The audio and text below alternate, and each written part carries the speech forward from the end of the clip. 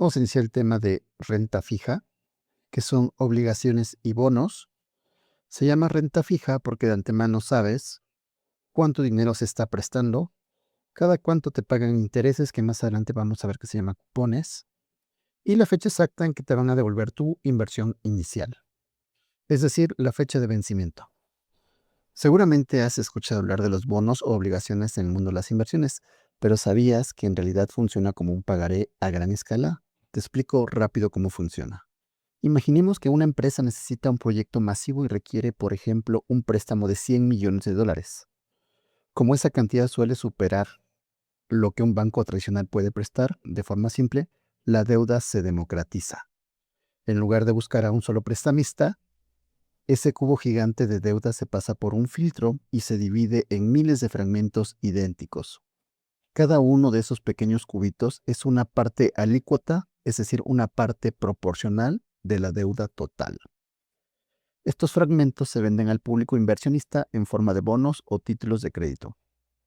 Así, cuando tú compras un bono, estás comprando uno de esos pequeños cubitos. Te conviertes en un dueño de una parte de ese préstamo colectivo y a cambio la empresa se compromete legalmente a pagarte tus intereses. Eso es la renta fija a gran escala. Obligaciones o bonos. En el mercado financiero vas a escuchar ambos términos todo el tiempo. Y aunque suenan diferentes, la realidad es que su mecánica financiera es idéntica. La diferencia entre estas dos es quién te pide el dinero prestado y para qué. Las obligaciones son emitidas por empresas privadas y usan este capital para proyectos de expansión, como abrir una nueva fábrica, comprar maquinaria, etc. Los bonos son emitidos por gobiernos e instituciones públicas y se usan para infraestructura, como construir carreteras, escuelas, puentes, etc. Conclusión, no te dejes confundir por la nomenclatura, ya sea una obligación o un bono, ambos son instrumentos de renta fija que funcionan exactamente bajo las mismas reglas y principios de evaluación. La mecánica del préstamo colectivo. Aquí vemos la gran diferencia entre pedir dinero a un banco y emitir títulos en el mercado. Por un lado, en el crédito bancario simple, la empresa va con una sola entidad, es un financiamiento concentrado. Si el banco dice que no o no tiene suficiente capital, el proyecto se detiene. Por otro lado, la emisión de títulos, la empresa usa intermediarios para conectar con miles de inversionistas.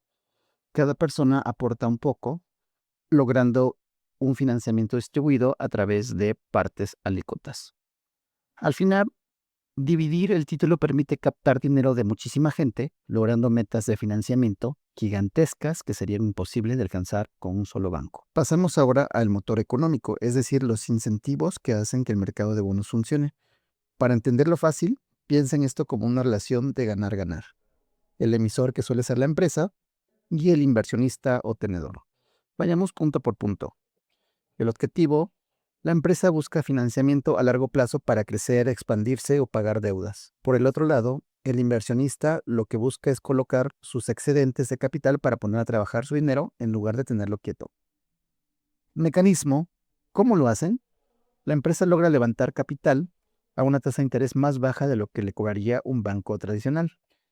Y el inversionista recibe un instrumento de renta fija que le asegura una ganancia periódica a la que técnicamente llamamos cupón.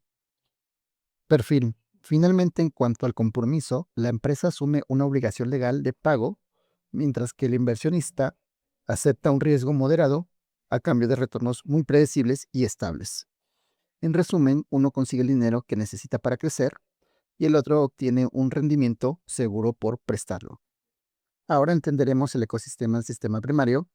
Para entenderlo de forma sencilla, imaginen que este mercado es el lugar donde un bono nace y se vende por primera vez, y en él participan tres actores clave: los emisores, intermediarios e inversionistas. Los emisores son quienes necesitan el dinero, como gobiernos o empresas. Los inversionistas son quienes tienen el dinero para prestar, desde personas comunes hasta grandes fondos de pensiones o aseguradoras. Y los intermediarios, que están en medio de estos dos, pueden ser bancos o casas de bolsa que hacen posible la conexión entre los dos anteriores. ¿Cómo funciona este flujo? El dinero viaja desde los inversionistas pasa por los intermediarios y llega a manos del emisor. El emisor crea los bonos y estos viajan directamente hacia el inversionista. En resumen, el mercado primario es este puente donde el dinero se transforma en títulos financieros. Ahora pasemos a revisar la anatomía estructural del título. Para entender cómo funciona un bono en la práctica, imaginen que este es el contrato impreso y tiene dos elementos claves que debemos revisar: el valor nominal y el horizonte de tiempo.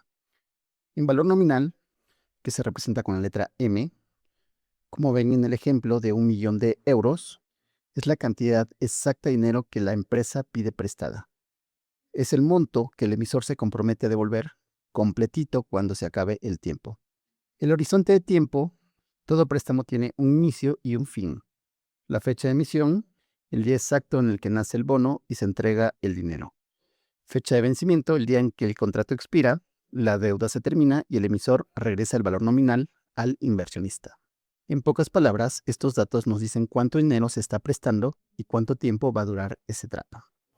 Continuando con la estructura del título, ahora vemos la parte 2, el rendimiento, es decir, cómo gana dinero el inversionista. Aquí tenemos dos conceptos clave: la tasa cupón y los cupones físicos. La tasa cupón, que identificamos con la letra R, es el porcentaje de interés fijo que se pacta desde el primer día en el contrato. Este porcentaje se calcula siempre sobre el valor nominal que vimos antes y representa el compromiso de la empresa de pagar una ganancia cada cierto tiempo. Los cupones físicos, como se observa en la ilustración, son talones desprendibles que antiguamente los bonos venían en estos papelitos impresos. El inversionista cortaba un cachito, lo presentaba en el banco y cobraba sus intereses. Hoy en día todo es digital, pero el término se quedó para darle nombre a ese pago periódico. En resumen, la tasa es el porcentaje que vas a ganar y el cupón es el dinero real que cobras periódicamente por haber prestado tu capital. Para cerrar esta parte, juntemos todas las piezas en el ciclo de vida del título. Todo bono pasa por una historia de 3 etapas muy claras: fecha de emisión, vida del préstamo y fecha del vencimiento. Fecha de emisión es el día 1, el intermediario coloca el título en el mercado, la empresa recibe el capital y se coloca formalmente el valor nominal, que se representa con M. Vida del préstamo es la etapa más larga, un ciclo repetitivo. Aquí la empresa paga los intereses de forma periódica y el inversionista va cobrando sus cupones. Y por último, la fecha de vencimiento: se llega al fin del contrato, la empresa devuelve completo el valor nominal original al inversionista, con lo que la deuda queda saldada y la obligación legal se extingue. Comprender este flujo mecánico desde que el bono nace hasta que muere, es el requisito indispensable que necesitamos para poder aplicar correctamente las fórmulas matemáticas de evaluación en el mercado secundario.